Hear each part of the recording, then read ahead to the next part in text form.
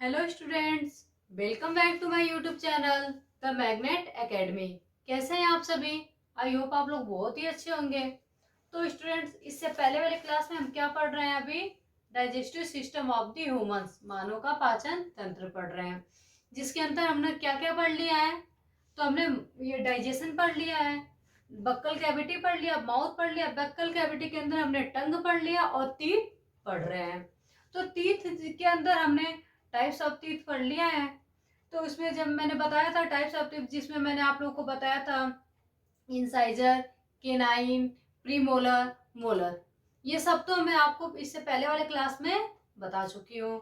इसके बाद मैं आज आप लोग को टीथ का फॉर्मूला बताऊंगी। ठीक है, टीथ का फॉर्मूला। तो बिना टाइम वेस्ट किए हम लोग अपने क्लास को शुरू करते हैं। तो टीथ का फॉर्मूला क्या होता है? टीथ का फॉर्मूला तो हम देखते हैं। ठीक है, टीथ का फॉर्मूला, जैसा कि हमने बताया आप लोगों को कि टीथ टेम्परेरी और परमानेंट दो होते हैं। कौन कौन से होते हैं? एक तो टेम्परेरी टीथ और second permanent teeth. Permanent teeth. तो जो टेम्परेरी टीथ होते हैं वो कितने होते हैं? तो मैंने आप लोग को पहले बता दिया कि टेम्परेरी टीथ कितने होते हैं, तो वो 20 होते हैं। कितने होते हैं? 20। और जो परमानेंट टीथ होते हैं, परमानेंट टीथ कितने होते हैं? परमानेंट 32 होते हैं। ठीक है। और टेम्परेरी टीथ जो बच्चों में पाए जाते हैं, जैसा कि मैंने बताया था कि टेम्परेरी टीथ वो होते हैं जो कुछ समय बाद क्या होते हैं, वो क्षय हो जाते हैं, या कुछ समय बाद क्या होते हैं, वो टूट जाते हैं। और परमानेंट टीथ नहीं टूटते हैं। ठीक है। तो हम देखते हैं अब टीथ का फॉर्मूला। फॉर्मूला क्या होता है? तो पहले हम देखेंगे टीथ का फॉर्मूला किसके अंदर देखेंगे? बच्चों के अंदर देखेंगे। ठीक है, किसके अंदर? बच्चों के अंदर। तो बच्चों के अंदर देखते हैं टीथ का फॉर्मूला तो क्या होता है? ऊपरी जबड़ों में दांतों की संख्या, ऊपरी जबड़ों में दांतों की संख्या, दांतों की संख्या अपॉन निचली जबड़ों में दांतों की संख्या, निचली जबड़ों में दांतों की संख्या। इसको हम किससे मल्टीप्लाई कर देंगे? 2 से। तो हमारे क्या आ जाएंगे? जो टीथ का फॉर्मूला आ जाएगा। तो देखो, हम रखते हैं बच्चों के अंदर टीथ का फॉर्मूला। तो पहले इंसाइजर। ठीक है, इंसाइजर कितने होते हैं? तो इंसाइजर कितने होते हैं? 2/2। 2 ऊपर 2 नीचे, क्योंकि ऐसे ये 4 भागों में तो ऐसे रहते हैं। जैसे देखो, एक तो ऊपर 4 कॉर्नर हो गए। ठीक है, चारों कॉर्नर से एक एक कॉर्नर से, तो एक में 2, एक में 2, इसमें 2, इसमें 2। ठीक है। तो ऐसे देखो, ये क्या हो गया? 2/2। इसके बाद हम देखेंगे केनाइन। ठीक है, केनाइन कितनी होती है? तो केनाइन की संख्या कितनी होती है? 1/1। इसके बाद देखेंगे प्रीमोलर। प्रीमोलर, तो प्रीमोलर कितना होता है? 0/0। और मोलर कितना होता है? तो मोलर होता है 1/1। मोलर कितना होता है?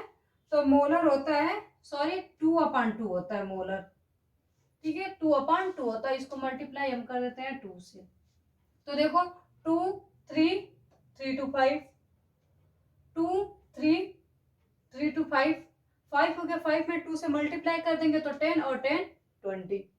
ठीक है, कितने आ जाएंगे? ये हो जाएंगे 20। और अब देखते हैं, अगर हमसे पूछते, ऐसे पूछे कि बच्चों में जो होते हैं वो प्रीमोलर जो होते हैं, सॉरी, प्रीमोलर जो होते हैं, उनकी संख्या कितनी होती है?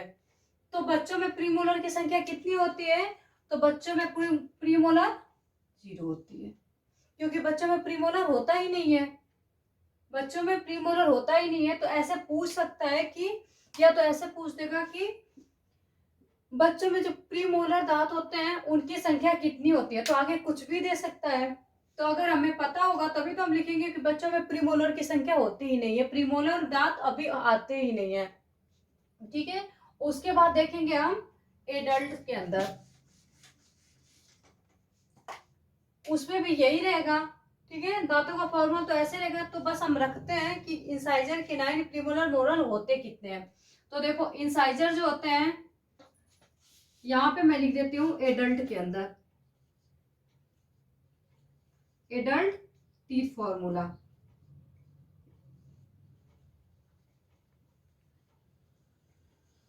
एडल्ट टीथ फॉर्मूला मतलब एडल्ट के अंदर कितने होते हैं।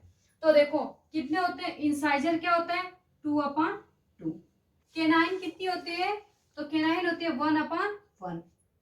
प्रीमोलर कितना होता है, प्रीमोलर की संख्या कितनी होती है, तो 2/2।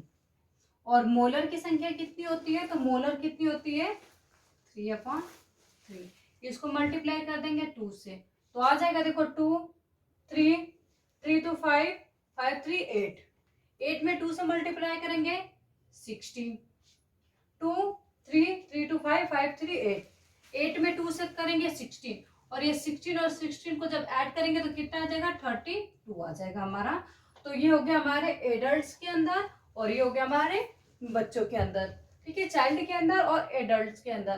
तो इसमें कैसे क्वेश्चन आएंगे, इसमें ऐसे पूछ सकते हैं कि जो एडल्ट होते हैं उनके अंदर जो लास्ट में जो दांत आते हैं वो कौन से दांत आते हैं, जो एडल्ट होते हैं उनके अंदर लास्ट में कौन से टीथ आते हैं।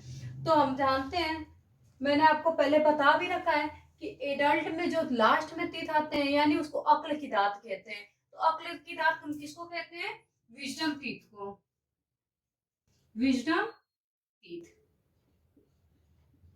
विजडम टीथ के अंदर कौन से हमारे आते हैं, तो विजडम टीथ के अंदर हमारा मोलर ही तो आता है। विजडम टीथ के अंदर कितने कौन से आते हैं, तो हमारे मोलर हो जाएंगे। तो ये मोलर जो होते हैं वो अक्ल की दांत कहते हैं, मोलर टीथ को हम अक्ल की दांत कहते हैं। ये अक्ल की दांत उसको क्यों कहते हैं, मोलर टीथ का अक्ल के दांत से क्या संबंध है। तो देखो ऐसा नहीं है कि मोलर टीथ जैसे हमारे में अक्ल की दांत आ गई तो हमारे अंदर अक्ल आ गया, और अक्ल की दांत नहीं है तो हमारे अंदर अक्ल नहीं होता है।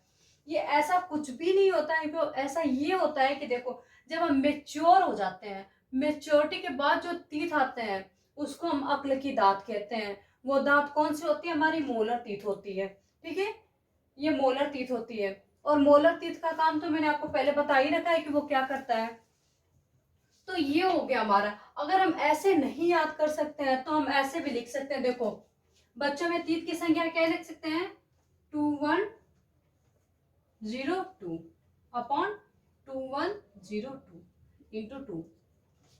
ऐसे भी आ सकते हैं हमें पेपर में, जैसे ऐसे होते हैं, या फिर इसमें ऐसे याद कर सकते हैं। इसको लिखेंगे 2123 ऐसे हो जाएंगे।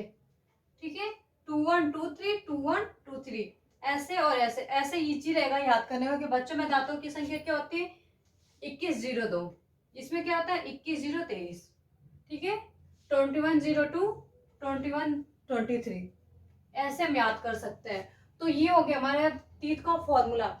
इसके बाद देखते हैं हम स्ट्रक्चर ऑफ टीथ, टीथ की संरचना क्या होती है। तो स्ट्रक्चर ऑफ टीथ जैसा कि हम जानते हैं कि टीथ किन चीजों से मिलकर बनी होती है, टीथ रूट से मिलकर बनी होती है, रूट। सेकेंड क्या होता है, नेक हो गया,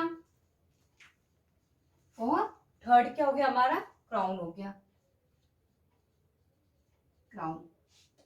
अब हम देखते हैं जो क्राउन होता है, जो हमारे दांत होते हैं उनमें जो शाइनिंग आती है, चमक आती है, ठीक है, वो किसकी वजह से आती है। तो शाइनिंग जो आती है, साइन जो हमारे दांत में शाइनिंग आती है, तो वो क्या होती है, जो शाइनिंग आती है वो किसकी वजह से आती है, हमारी क्राउन टीथ की वजह से आती है। क्राउन की वजह से आता है, क्या आता है, साइन आती है।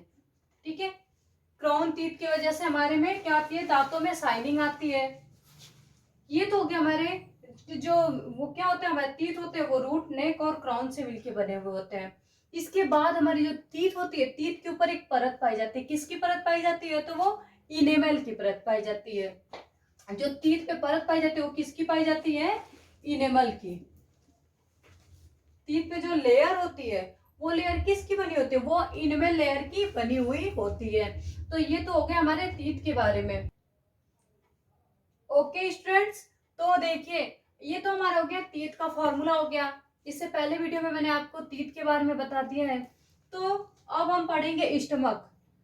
टीथ में तो आज हम इतना ही पढ़ेंगे। अब हम मिलते हैं आपसे अगले वीडियो में, आपको मैं स्टमक पढ़ाऊंगी, ठीक है। तो मिलते हैं अपने नेक्स्ट वीडियो में, तब तक के लिए थैंक यू।